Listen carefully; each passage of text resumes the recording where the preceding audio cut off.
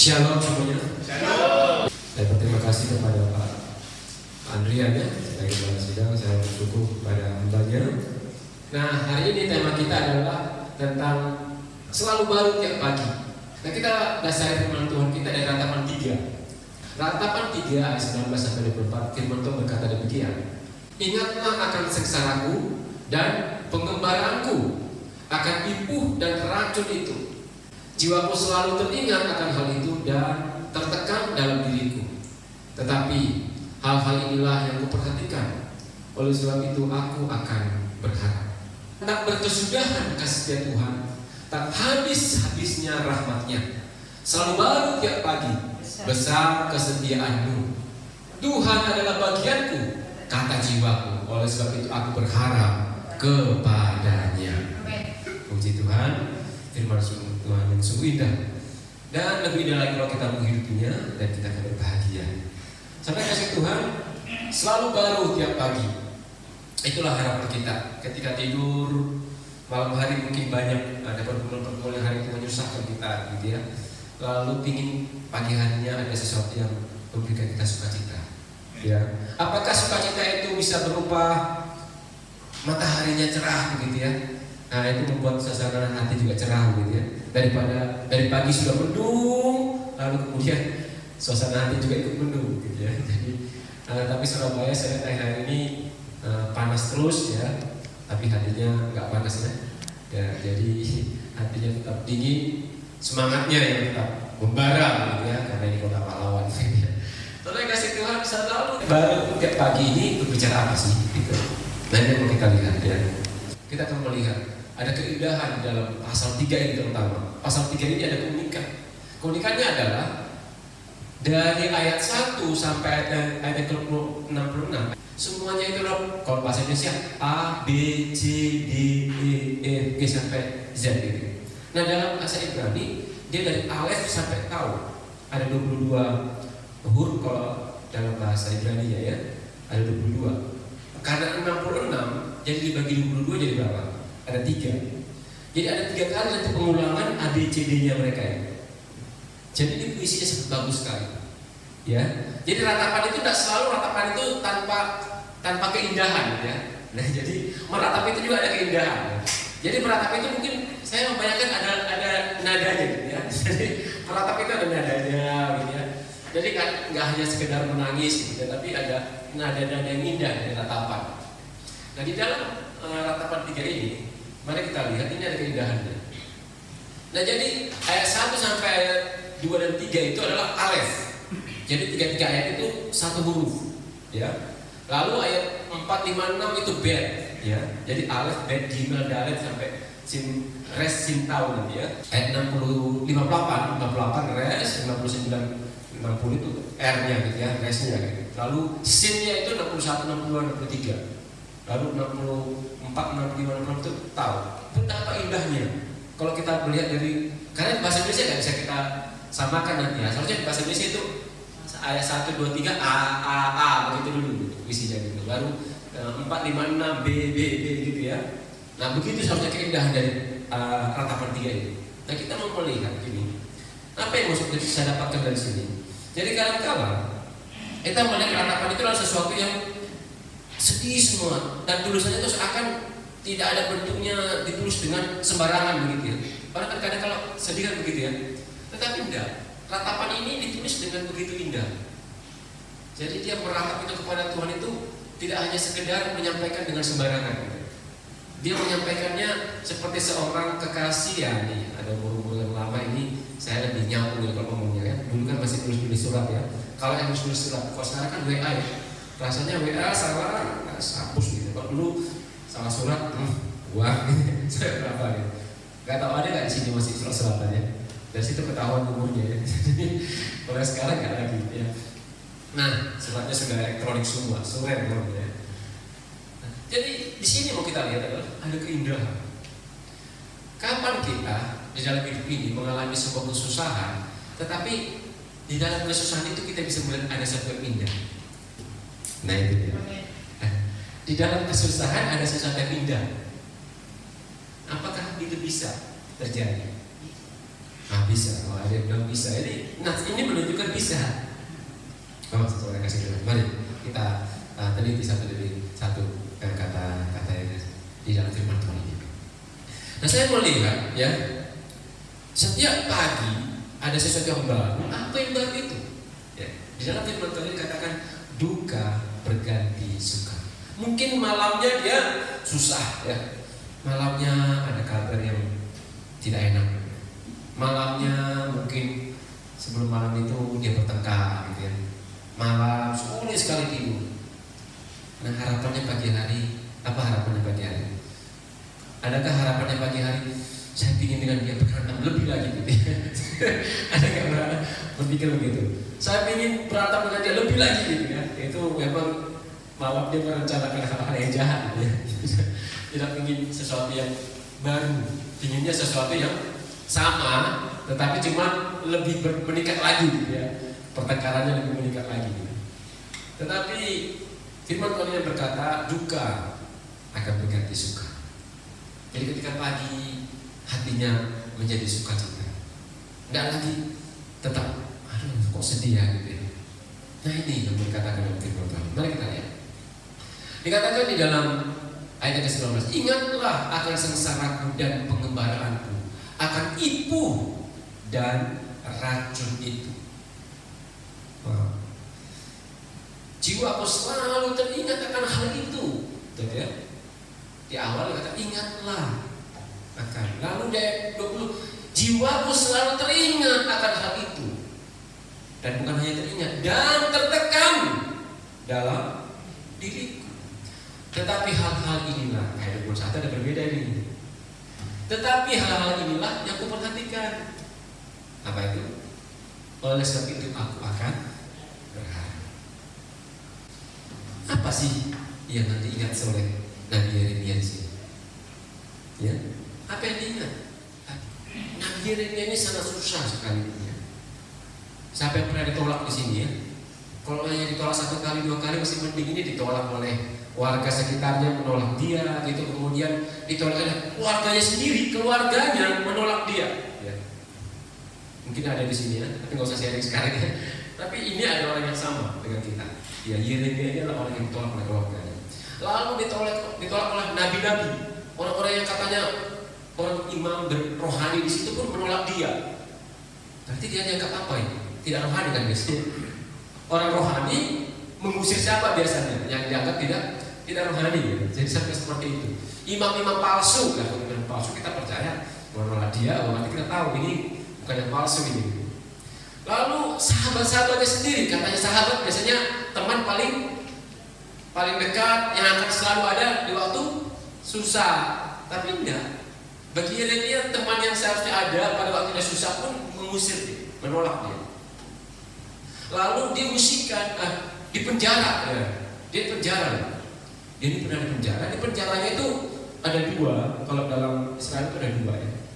Di Yehuda juga ada 2. Ada di penjara itu seperti Indonesia sekarang, di atas tanah gitu penjara. Tapi ada juga dia di bawah tanah, kayak sumur gitu. Nanti di situ dimasukin. Paulus pernah dimasukin di penjara seperti ini, dimasukin di bawah tanah gitu. Lalu kalau ada air hujan datang ya udah ada banjir di bawah itu. Ya, pernah merasakan seperti itu Nabi Yeremia. Dan diusikan ke Mesir ya. Jadi bukan hanya ditolak tapi diusikan ke luar negeri gitu. Itulah arti daripada kata ibu dan racun di sini. Mari kita lihat kata ibu dan racun. Kalau kita lihat itu ini sengsaraku ini diganti, kata ganti dari ibu, pengembaraanku kata ganti dari racun.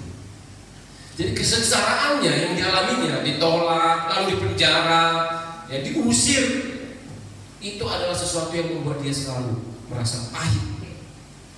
Pahitnya bukan main. Itu yang bisa dikatakan oleh dia. Dia bukan ditolak satu orang, yang ditolak oleh warganya, bukan hanya ditolak warga, masih mending kalau ada keluarganya menerima dia, enggak. Kalau dia juga mengusir dia, menolak. Bukan hanya itu, mungkin kita masih punya sahabat-sahabat untuk kita berbicara, sharing, curhat begitu ya. Sahabat-sahabat juga menolak dia. Itulah yang dia rasakan. Betapa dia itu pahitnya, luka-luka batin ini ya. Ini orang zaman sekarang dalam healing ya, perlu healing, nggak perlu jalan-jalan.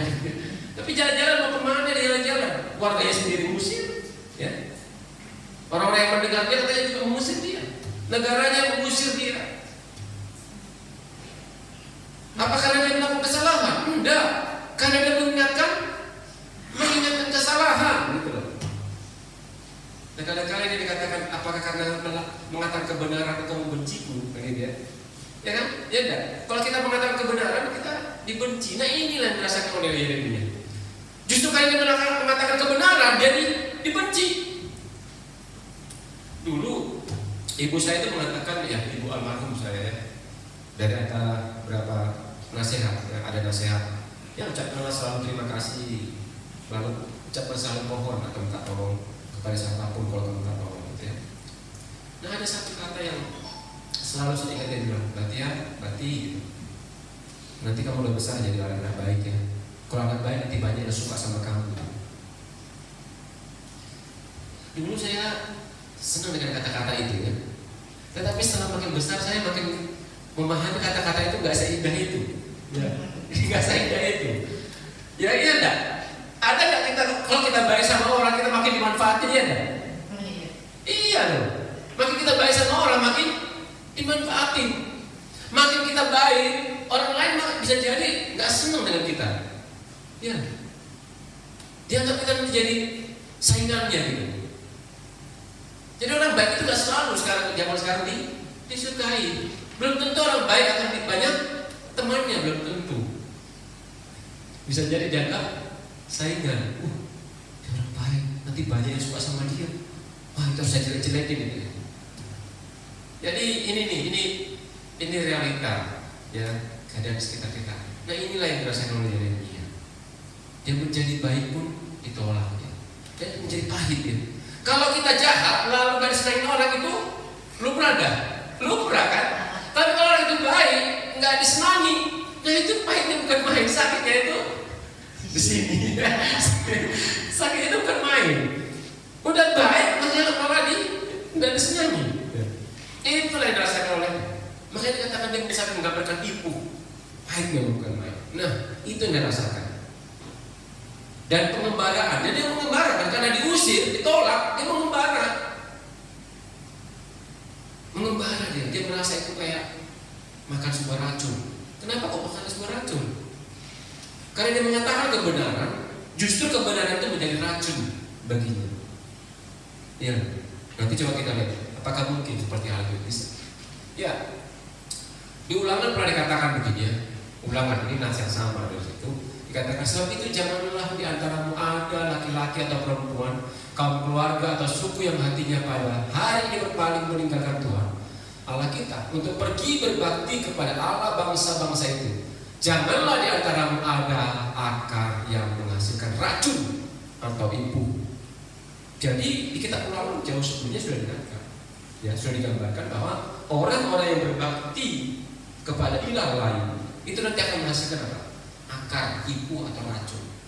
Nah itulah menyebabkan ya orang-orang Yehuda karena sudah berbakti kepada Allah yang lain, mereka sudah menghasilkan ibu dan racun. Itu yang dirasakan oleh Yeremia. Saudara kasih Tuhan, bersyukurlah kalau kita ada di sini berbakti kepada Tuhan yang benar, sehingga apa? Sehingga ibu dan racun itu tidak berakar. Ya. Orang pikir ibadah itu hanya memuji Tuhan. Orang pikir ibadah itu hanya untuk memuliakan Tuhan. Ibadah itu untuk memberkati kita. Ya, ibadah itu untuk memberkati kita. Supaya apa? Supaya jangan ada akar pahit, akar kepahitan itu supaya jangan ada. Bayangkan saja sudah memuji Tuhan ya. Dengan memuji Tuhan kita sampai kalian bahkan menangis itu apa? Emosi kita keluar. Kemarahan kita itu keluar. Dan itu jadi berkat bagi siapa? Berkat bagi kita. Nah jadi sangat indah sekali benar-benar. Ya. Lalu kemudian dikatakan di dalam Amos ya. Ini yang saya bilang tadi, kebenaran itu bisa menjadi racun, kebenaran itu bisa menjadi ibu juga bisa. Itu yang terjadi. Jadi di dalam Amos 6 ayat 12b katakan, sungguh kamu kamu telah mengubah keadilan menjadi racun deh. Keadilan itu menjadi racun dan hasil kebenaran menjadi ibu. Seharusnya kebenaran itu memerdekakan, memberikan kebahagiaan, tetapi menjadi kepahitan. Bisa nggak? Bisa. Kita ada orang di Indonesia, hidup benar, hidup menyembah, mau beribadah. Kita bersyukur di sini dikasih ibadah. Tepatnya ada yang larang ibadah. Mau melakukan kebenaran saja, tidak bisa. Nah itu digambarkan di sini. Bagaimana kita hidup dalam kebenaran? Bisa jadi kita mengalami kepahitan. Maksudnya kasih Tuhan supaya kita jangan berpikir begini. Kalau saya sudah mengikut Tuhan, bahwa semuanya akan baik-baik saja, begitu. Oh jangan. Kalau kita berpikir begitu, itu adalah siasat iblis untuk membuat kita makin hancur. Ya, itu siasat iblis membuat kita hancur. Kenapa? Karena kita nggak siap menghadapi ketika ada ibu dan racun ini kita alami. Jadi apa kelebihannya? Kelebihannya adalah kita memiliki yang seperti tadi, ada senjata-senjata yang dari Allah datangnya. Ada kuasa daripada Allah, itu membuat kita walaupun terkena, tapi kita punya jalan keluarnya, solusi. Bukan berarti orang Kristen tiba-tiba kayak punya tangan, tiba-tiba semuanya nggak bisa kena. Sampai kita sudah percaya sama Tuhan Yesus tetap sakit. Ada di sini nggak pernah sakit, ada? Siapa yang pernah rugi di sini? Ada bikin usaha? Ada yang pernah rugi? Pernah ya. Jadi bukan berarti kan ikut Tuhan semuanya nggak. Wah, penipu-penipu dihilangkan begitu ya, dan muka bumi ini. Wah, kita di surga itu ya. Tiba-tiba kita udah di surga ya. Wih, bukan di dunia lagi. Nah, ini yang dikatakan di sini. Ada kadang begini. Kalau lomba-lombaan paling susah, nah itu kan orang Indonesia kan nggak mau kalah kan. Wah, aku paling susah. Wah, aku juga susah loh gitu ya. Makanya saya dulu suka cerita tentang kesusahan saya ini dari desa waktu saya begini.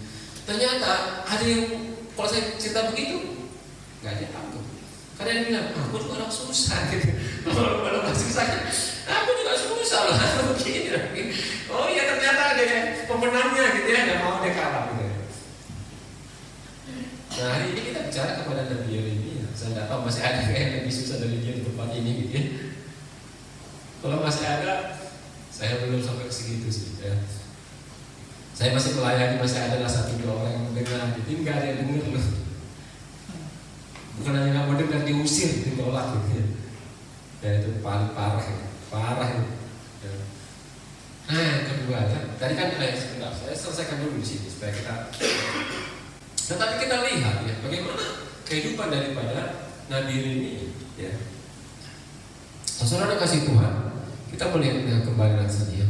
Ayat 21-nya. Tetapi hal-hal inilah yang kuperhatikan. Nah ini, ketika bangun pagi hari, apa yang kita perhatikan? Ayo. Nah, kadang-kadang ternyata apa yang kita perhatikan di pagi hari itu akan mempengaruhi hati kita dalam hari itu, ya. Yang sering kali terjadi apa? Tangan kita langsung kemana itu sekarang? Zaman sekarang ya, tangannya langsung kemana? Handphone. Handphone ya. Gadget ya. Jadi langsung ke situ, langsung lihat berita. Jangan dulu Pak, jangan negatif Pak. Saya buka handphone belum tentu Pak. Saya buka Alkitab Pak. Puji Tuhan ya. Alkitab benar ya? Alkitab ya. Atau ya benar, terima kasih ada benar. Tapi atau langsung lebih menggoda. Ada logonya terus ada tulisan 20 100 gitu. Biasanya apa ya? Ada notifikasinya langsung tulisannya 10 atau 100 atau 1000 gitu. WA biasanya pas udah numpuk pagi hari gitu. Langsung buka itu biasanya. Tekan. Makanya masih ada orang-orang ya, gereja tertentu masih ada yang di gereja disediain Alkitab loh. Ya. Kenapa? Karena ketika dia membuka Alkitab langsung ada getar. Dia bikin silent. Oh, ada getar. Biasanya tergoda tuh melihat dari mana getaran ini gitu ya. Langsung kita buka WA atau yang lain-lain. Nah pagi hari juga saya menjawab orang tua yang waktu itu di Hongkong ini, ya saya tengok, enaknya begini, ketika bangun tangan langsung begini saja, gitu. Tangan langsung begini saja. Saya coba itu lakukan, tangan langsung begini saja. Dengan cara apa? Kalau begini saja, paling tidak, kalau udah begini pegangan, ya maksudnya, supaya tangannya jangan kemana-mana sih. Langsung berdoa, ya, bersyukur malam hari Tuhan telah berikan bagi saya. Siapa yang bilang malam hari tidak harus kita syukuri? Malam hari bisa berlalu, kita tahu itu karena kekuatan kita. Siapa yang bisa menganggap, malam hari karena saya sudah bikin CCTV, rumah saya sudah jaga, ini bisa mengatakan gara-gara itu kita bisa bangun pagi hari? Bisa saja rumah kita aman-aman, tapi kita yang tidak aman. Kenapa? Nafas kita terbang. Ya sayang, tiba-tiba pergi. Iya Pak, gak apa-apa pergi Pak, kalau sudah siap. Ya, saya sudah siap hari ini meninggal langsung ya. Kalau jangan tanya begitu Pak. Yang mau saya katakan adalah bagaimana hidup itu ya tidak bisa kita kuasai waktu kita hidup. Kita bangun pagi hari dikasih kesempatan oleh Tuhan, bersyukurlah. Bersyukurlah. Oleh karena itu ini. Tetapi hal-hal inilah yang kuperhatikan. Apa yang diperhatikan? Dia berharap lagi. Orang bisa berharap lagi loh. Di tengah-tengah segala kepedihan, susahnya bukan main. Masih bisa berharap. Itu punya semangat. Orang yang sudah kehilangan harapan lah, dia putus asa. Itulah yang kita lakukan. Kalau kita tidak melihat hal-hal ini, itulah yang menjadi poin yang kedua di sini. Ya, poin kedua adalah asa. Malam harinya dia putus asa, tetapi pagi harinya dia berganti, berpengaruh. Saudara kasih Tuhan, terlalu banyak orang yang sudah kehilangan harapan. Jepang, Korea Selatan ya, Hong Kong sempat masuk. Ini tiga ini berlomba-lomba terus untuk juara satu. Juara satu apa? Bunuh diri. Dan anehnya sekarang ini Korea Selatan sangat terkenal di dunia. Tetapi dari negara ini banyak yang bunuh diri. Dan itu anehnya lagi bukan orang miskin yang bunuh dirinya. Yang bunuh diri siapa? Artis-artis yang terkenal.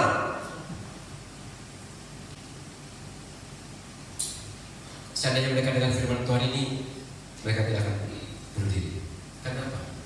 Mereka berhenti hanya di putus asa. Pagi harinya mereka tidak melihat ada pengharapan. Masih ada pengharapan. Sekalipun susah seperti Nabi Yeremia, dia masih berkata, inilah pengharapanku. Berharap kepadanya. Berharap kepadanya. Ya, kata-kata tak berkesudahan ini adalah, saya coba baca ya, tak berkesudahan kasih setia Tuhan. Coba kita lihat, kata kasih setia Tuhan ini apa sih? Gitu. Kasih setia Tuhan ini ternyata gampang untuk menghafalnya. Kata keset, nah itu ada keset itu kan, keset kaki itu. Apa sih hubungannya? Saya coba lihat supaya menghafalnya. Ini dalam bahasa Ibrani keset. Keset kaki itu nanti ketika di rumah melihat keset kaki, ingatlah apa itu kasih setia. Kasih setia itu adalah dalam bahasa itu adalah janji Tuhan, ya. Janji Tuhan apa? Untuk tetap setia mengasihi. Jadi kasih setia itu bukan manusia yang berjanji kepada Tuhan, tidak.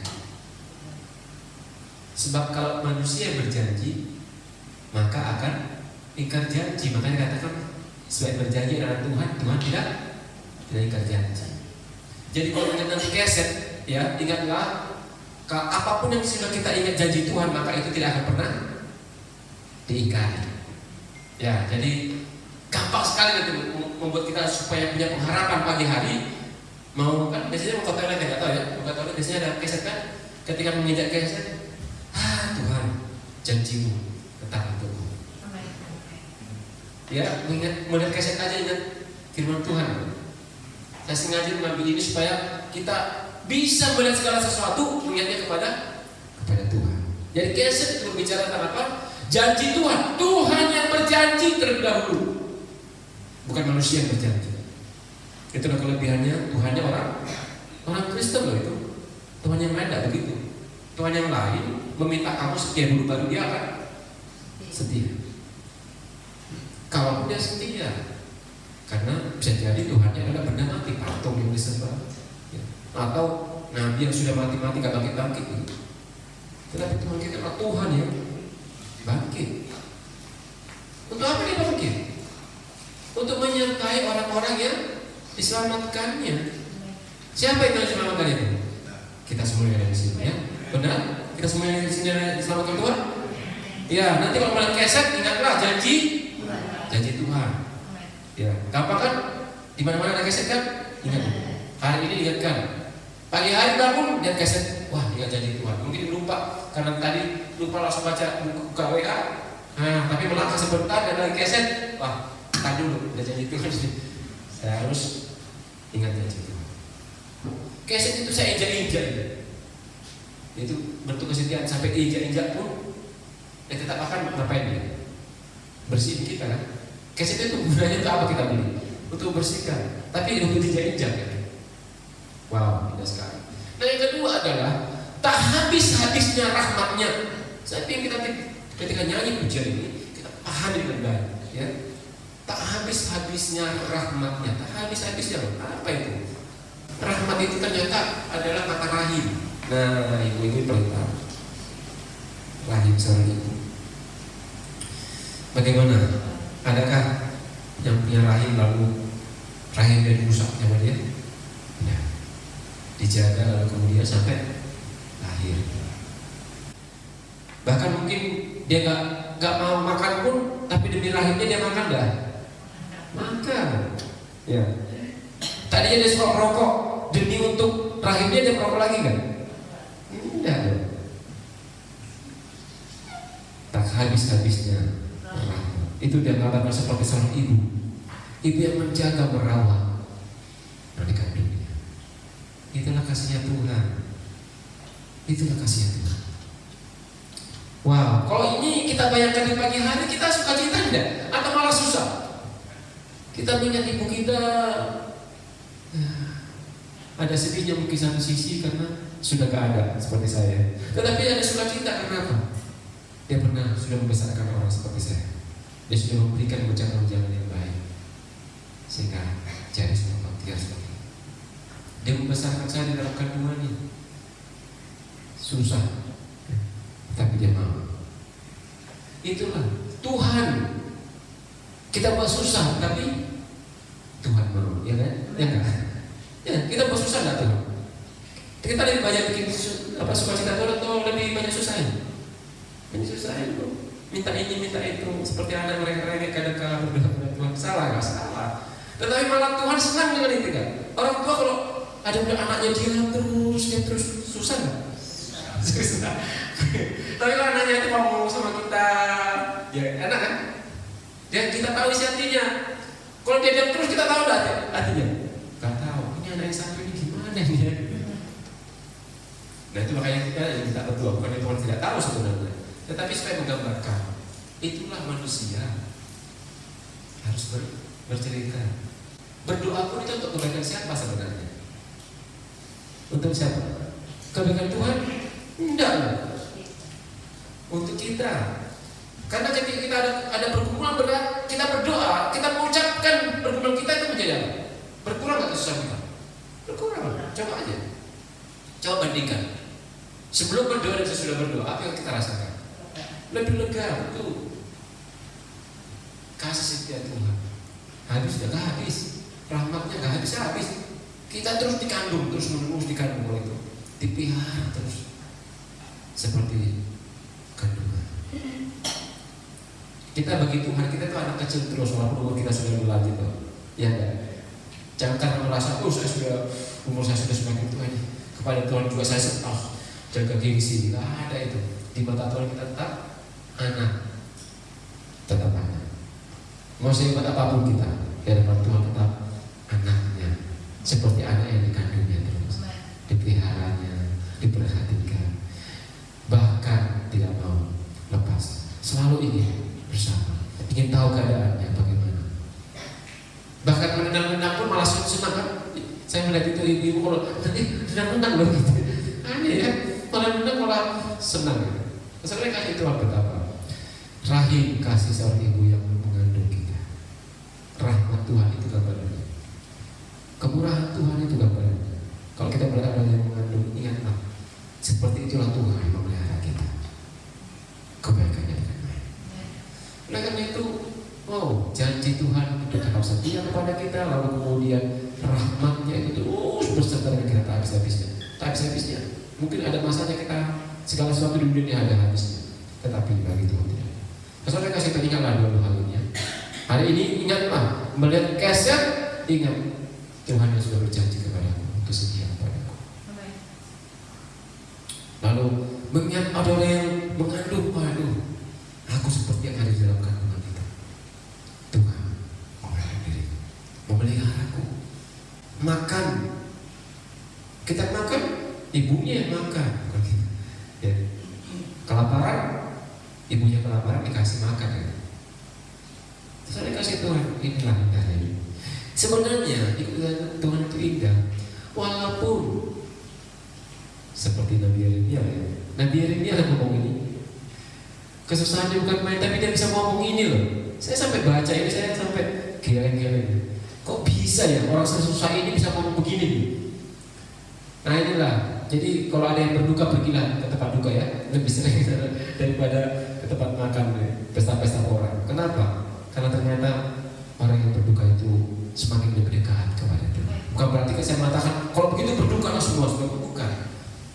Justru ketika kita mengalami sebuah duka diizinkan oleh Tuhan, di situ Tuhan sedang menyiapkan sukacita bukan main besarnya. Ya, saudara kasih Tuhan, lihat selalu baru tiap pagi berkat Tuhan itu. Karena apa?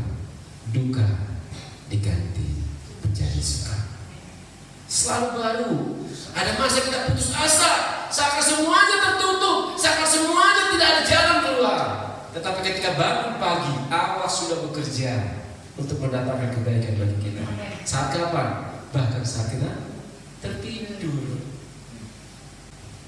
Itu bukti bahwa kita tidak bekerja. Allah yang turun bekerja. Turun bekerja itu kamu tidur loh sana apa yang kerja itu.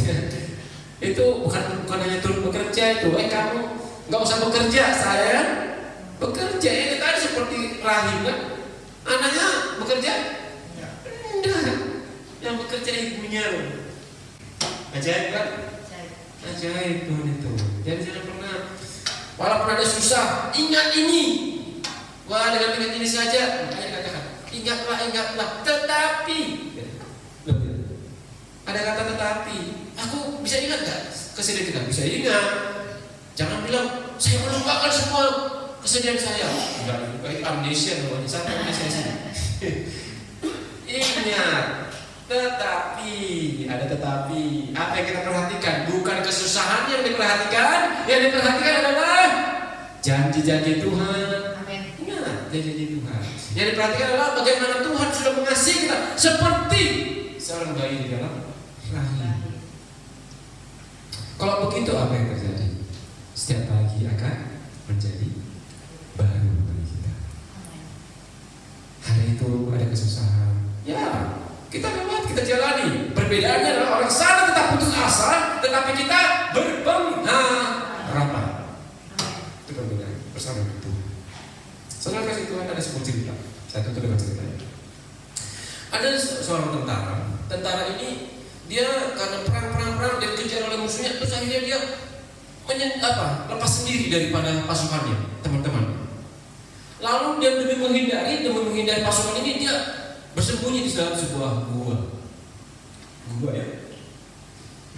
Nah di dalam gua ini dia bersembunyi, dia dengar di luar itu terus ada suara letusan tembakan gitu. Dia nggak berani keluar. Dan dia mendengar masih terus. Lalu dia berdoa. Malam itu dia berdoa, Tuhan tolong saya. Tuhan tolong saya supaya bisa selamat. Lalu pagi hari dia heran. Dia sudah berdoa begitu serius. Lalu dia berdoa sedikit. Pagi hari dia lihat apa? Ada laba-laba. Ada laba-laba di sarangnya di depan pintu gua itu. Dia heran. Saya kan berdoa kan supaya Tuhan tolong gitu. dikasih laba-laba gitu ya. Ini main-main kali itu ya. Yang ku minta itu adalah membuat tembok perlindungan supaya saya jangan ditangkap oleh mereka gitu. Tetapi yang dikasih laba-laba lalu bikin sarangnya di situ. Dia jengkel sama Tuhan. Dia jengkel sama Tuhan. Dia nggak, Tuhan ini nggak mendengar doaku gitu. Lalu tiba-tiba dia dengar itu ada pasukan yang datang. Pasukan datang ya. Ketika pasukan datang, pasukan itu melihat. Dia lihat itu ada sarang laba-laba. Lalu mereka bilang, tidak mungkin ada orang sembunyi di sini. Karena ini ada sarang laba-laba gitu. Mereka pergi. Bagaimana? Ajaib. Ajaib. Jadi cara Tuhan menolong tidak selalu harus memberikan sesuatu yang luar biasa seperti yang kita pikirkan. Yang dipikirkan adalah apa? Kasih tembok yang besar, pasukan yang besar, teman-temannya datang menyelamatkan dia. Bukan itu. Tuhan hanya kasih apa? Laba-laba. Dikasih sarang, terus mereka lihat pasukan datang. Tidak mungkin. Orang sembunyi, ada orang di sini kan? Ini ada sarang laba-laba. Maksudnya kasih pernah enggak kita meminta sesuatu kepada Tuhan? Malam hari kita berdoa, Tuhan jawaban harus ini, Tuhan. Dari kasih Tuhan yang kita minta. Tetapi dikasih yang lain. Ya kadang-kadang kita apa sih ini? Kok ini dikasih gitu? Tetapi setelah waktu berlalu kita pahami dan ternyata yang Tuhan kasih itu lebih daripada yang kita pikirkan. Amin. Wow. Kalau tadi dikasih tembok, malah dicurigai. Ini kalau ada tembok di sini aja bukan aja gitu ya. Kalau ada pasukan temannya datang, wah di situ perang di depannya dia. Harus banyak yang mati. Ini enggak, laba-laba saja. Ajaib. Ini mau kita paham. Ya, setelah dikasih Tuhan. Yeremia juga gak habis pikir. Dia sudah terus berbicara supaya bertobat. Ada yang bertobat. Bukan berarti tidak ada bertobat, karena mungkin tidak mendengar. Tetapi setelah Yeremia menyatakan itu ada pertobatan, makanya orang Israel kembali dari pembuangan. Amen. Karena siapa? Jangan berpikir kita Tuhan bekerja itu lebih dari yang kita pikirkan. Dan Tuhan memberi lebih daripada yang kita harapkan. Wow. Amen. Kalau hari ini kita berpikir tidak berhasil, jangan selalu berpikir harus hari ini. Pernah cerita tentang bakpao ketujuh? Pernah dengar tentang bakpao ketujuh? Ada orang yang makan bakpao. Dia makan bakpao. Bakpao satu dia makan, masih lapar. Bakpao kedua dia makan, masih lapar. Dia makan lagi bakpao ketiga, masih lapar. Keempat, masih lapar. Kapan aku punya? Dia makan 6, 7. Setelah 7 dia kenyang. Kalau tahu tadi gitu, saya makan bakpao ketujuh saja. Nggak usah bakpao satu. Kira-kira begitulah kita. Ya, ada gaya di sini seperti itu. Pengennya langsung bakpao ketujuh. Nggak usah bakpao 1, 2, 3, 4, 5, 6. Kenyang nggak? Jangan lupa. Yang satu juga butuh, yang kedua juga butuh, yang ketiga juga butuh, yang keempat, yang kelima, keenam, dan yang ketujuh. Sesuai kasih Tuhan. Mari hari ini ingat, jangan selalu minta bakpao yang ketujuh, bakpao yang ke-1, kedua juga itu berkat Tuhan yang 1, 2, 3, 4, 5 sampai 1000 itu juga kita butuhkan. Amin. Ya, itu kita butuhkan. Mari kita pahami bahwa Tuhan bekerja lebih dari yang kita pikirkan. Sekalipun kepahitan datang, justru orang-orang yang pernah mengalami kepahitan tidak akan pernah gampang putus asa. Orang yang sudah terbiasa dengan penderitaan dan mengatakan, biasa, sudah biasa saya ini. Orang-orang yang masih terus berharap, kayak orang-orang yang melihat masih ada Tuhan di depan dia. Ya, masalahku besar, tetapi aku punya Tuhan yang lebih besar. Mari kita nyanyi pujian. Begitu. Mari saya undang Tuhan. Mari kita berdoa. Ya Tuhan, Engkau sungguh baik. yang teramat baik Tuhan. Kebaikan-Mu adalah untuk selama-lamanya dalam hidup kami. Terima kasih Tuhan. Walaupun saat ini kami ada kesusahan Tuhan, tetapi di situ pun Tuhan baik. Karena Engkau izinkan kami Tuhan merasakan semuanya itu, dan Engkau buat kami menjadi orang yang punya daya juang dalam hidup ini Tuhan. Terima kasih Tuhan. Kami adalah anak-anak Tuhan yang bukan menjadi orang-orang yang kalah, tetapi kami pemenang-pemenang dari setiap permasalahan yang ada. Terima kasih Tuhan. Kami sungguh diberkati oleh Tuhan. Hari ini ada kesusahan sendiri. Besok pagi kami akan melihat sesuatu yang baru. Duka Kau ganti menjadi sukacita. Ada kalanya kami putus asa, tetapi Kau berikan pengharapan. Dan pengharapan itu Tuhan lebih daripada yang kami pikirkan, karena pengharapan kepada Tuhan, kepada Tuhan yang hidup, Tuhan yang berjanji setia kepada kami, Tuhan yang akan tetap mengasihi kami, Tuhan yang akan menjaga kami Tuhan, seperti seorang ibu yang menjaga rahim. Tolong kami Bapa, tolong kami. Kadang-kadang kami ragu Tuhan, kadang-kadang kami ragu oleh karena mata hati kami seringkali tertutup Tuhan oleh permasalahan-permasalahan kami. Mata jasmani kami lebih lagi karena kami mandang sekitar kami Tuhan. Tetapi hari ini, di tahun yang masih baru ini Tuhan, kami ingin melihat bahwa hari demi hari Tuhan, setiap pagi Engkau akan memberikan sesuatu yang baru bagi kami, yang di dalamnya adalah sukacita, penuh pengharapan daripada Tuhan. Gereja ini Engkau berkati Tuhan, sehingga tidak ada Tuhan akar pahit, karena mereka datang berbakti kepadamu ya Tuhan. Dalam nama Tuhan Yesus Kristus, mohon belas kasihan di tahun ini. Terpujilah nama, datanglah kerajaan.